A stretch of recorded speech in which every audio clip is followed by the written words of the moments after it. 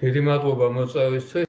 ACES მონიტორინგის კომიტეტის წევრები მუდმივად ჩამოდიან ხოლმე საქართველოში ეს ევროსაბჭოს შესაბამისი დოკუმენტების ერთ-ერთი მთავარი პირობაა, რომ ევროსაბჭოს ნებისმიერი ქვეყანა ექვემდებარება საპარლამენტო ასამბლეის მონიტორინგს, ამისთვის არსებობს მონიტორინგის კომიტეტი და ამისთვის თითოეულ ქვეყანაზე მიმაგრებულია ორი მონიტორი. ესიც მორიგი შეხვედრა იყო. სხვებთანაც ჰქონდათ შეხვედრა, რამდენადაც ვიცი, მაგრამ სამოქალაქო საზოგადოების ორგანიზაციებთანაც ჰქონდათ. ვიყავით დაახლოებით 10-12 წარმომადგენელი სხვადასხვა სამოქალაქო საზოგადოების ორგანიზაციის, მათ აინტერესებდათ როგორი საერთო ვითარება საკანონმდებლო თუ აღმასრულებელი კუთხით სამოქალაქო საზოგადოების ორგანიზაციების მიმართ ამ ქვეყანაში და როგორია ჩვენი პირადი შეფასება მიმდინარე მოვლენების და როგორია ჩვენი მდგომარეობა, ასე ვთქვათ, სამართლებრივი, ეკონომიკური თუ სხვა.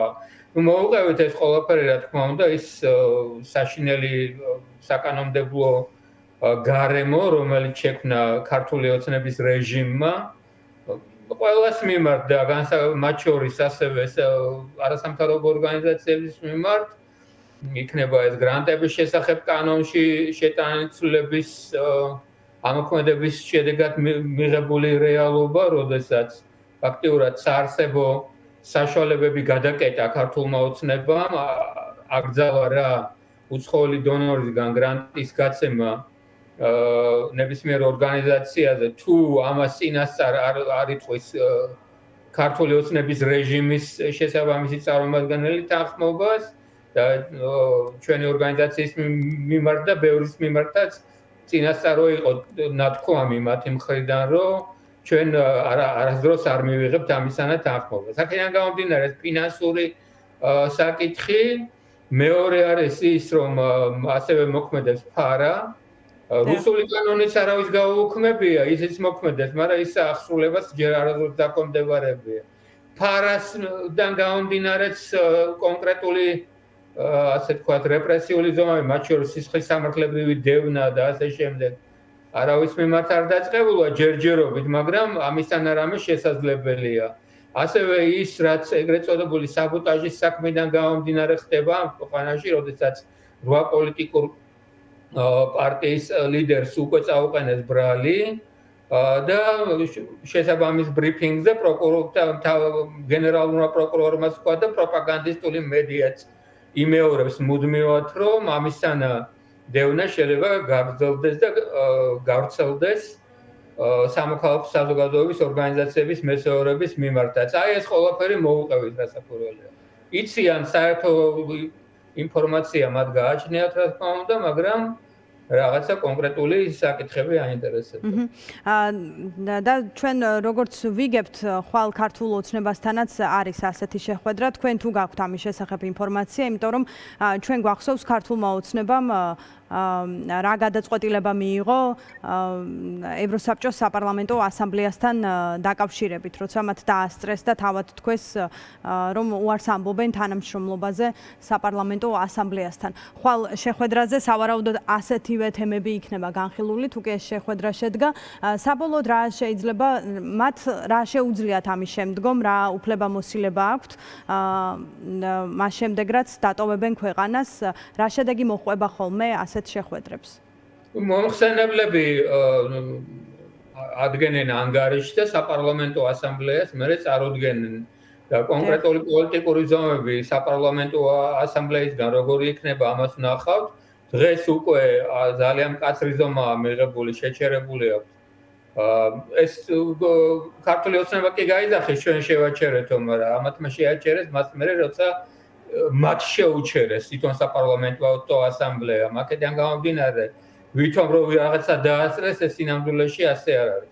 შემდგომი რამე ზომები იქნება თუ არა, ამას ვნახავთ. რაც შეეხება ქართულ ოცნებასთან შეხვედრას, მე ამის შესახებ ინფორმირებული არა ვარ, ბუნებრივია და რატომღაც მგონია აქამდე მიღებული გამოცდილებიდან გამომდინარე, რომ სავარაუდოდ ქართული ოცნებიდან მათ არავინ არ შეხვდება.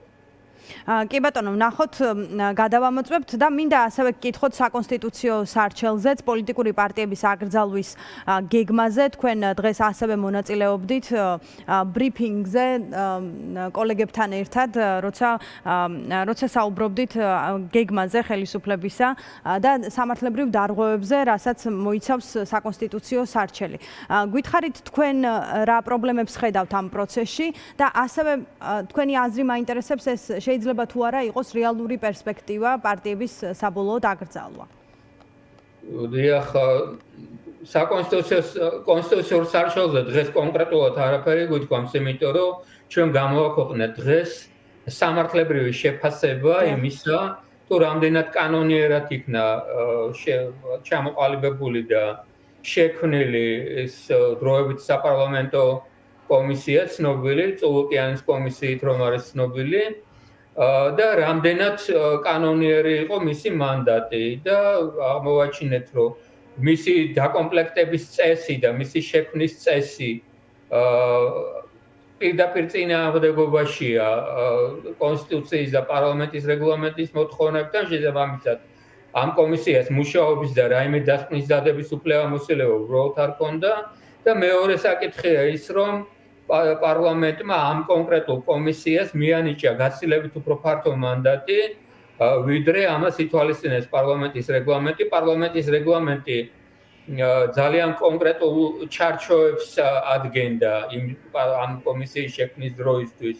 თუ რა საკითხები შეიძლება შეისწავლოს კომისიამ, მას შეეძლო შეესწავლა მაგალითად სახელმწიფო ორგანოების და თანამდებობის პირების მიერ ჩადენილი ისეთი სამართალდარღვევები, რომლებიც ეწინააღმდეგება საქართველოს სუვერენიტეტს, დამოუკიდებლობას, ტერიტორიულ მთლიანობას, ან ასე ვთქვათ, ისეთი, რომლებიც ეწინააღმდეგება საქართველოს პოლიტიკურ, ეკონომიკურ და ასე შემდეგ ინტერესებს, მაგრამ არც ერთ ამ პარამეტრში არ ჯდება ის, რაც ჭყალებში ვითომ შეისწავლა ამ კომისიამ. მაგალითად, კომისია თანამდებობის პირების საქმიანობას კი არ სწავლობდა ბრჭყალებში მხოლოდ, არამედ პარტიული თანამდებობის პირებისაც, რაც პარტიული თანამდებობის პირი არ არის სახელმწიფო ორგანო ან სახელმწიფო თანამდებობის პირი.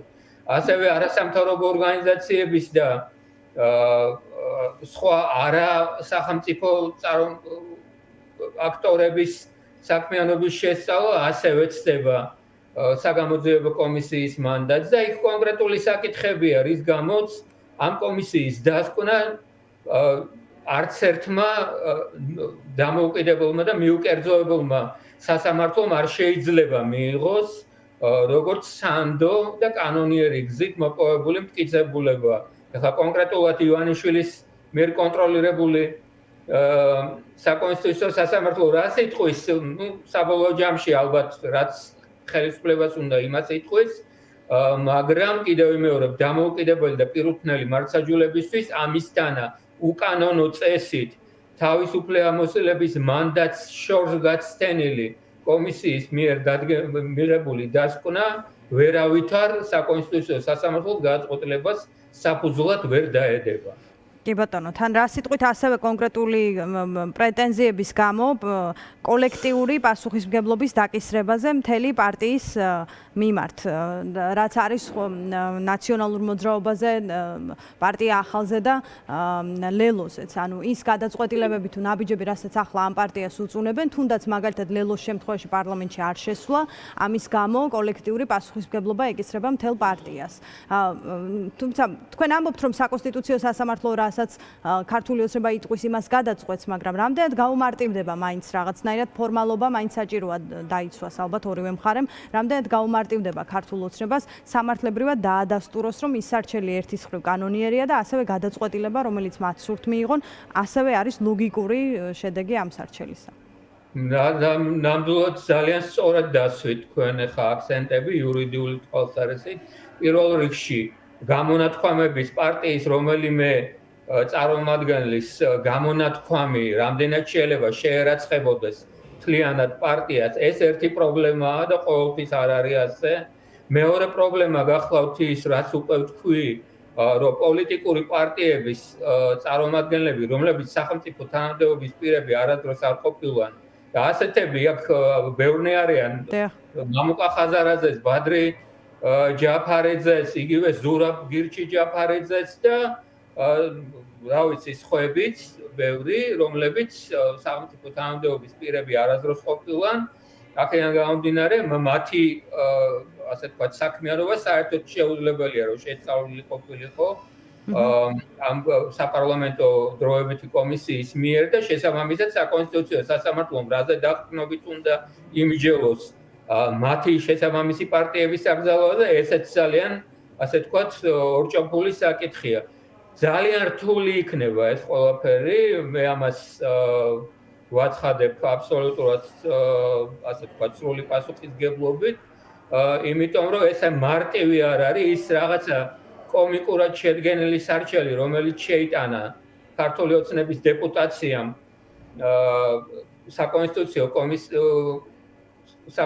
საკონსტიტუციო სასამართლოში არის აბსოლუტურად ფუყე, აბსოლუტურად ცარიელი, ეხნობა რაღაცა ასე ვთქვათ, საპარლამენტო კომისიის დასკვნის ცარიელ პროპაგანდისტულ ნარატივებს, რაიმე კონკრეტულ მტკიცებულებებზე არ არის აგებული და საერთოდ ის კრიტერიუმები, რომლის საფუძველზე კონსტიტუციის შესაბამისად შეიძლება იქნეს აკრძალული პარტია, აი ამ კრიტერიუმებს ამ სარჩელში ფაქტიურად არაფერი არ აკმაყოფილებს. აქედან გამომდინარე, არ იქნება ეს მარტივი პროცესი და საკონსტიტუციო სასამართლოს მოსამართლეებმა ეს ყველაფერი უნდა გაითვალისწინონ, იმიტომ რომ ისტორიის წინაშე აგებენ სხვა თუ არაფერი პაზლს. მათ მოუწევთ ამისგან გადაწყვეტილებაზე ხელის მოწერა და არა იმ 88 დეპუტატს, რომელმაც ეს ასე ვთქვათ, ფუტურო სარჩელი შეიტანა საკონსტიტუციო კომისიაში. კი ბატონო. მადლობა სანდრო ბარამიძეს, მე მას დავემშვიდობები, ჩვენ ვსაუბრობდით პოლიტიკური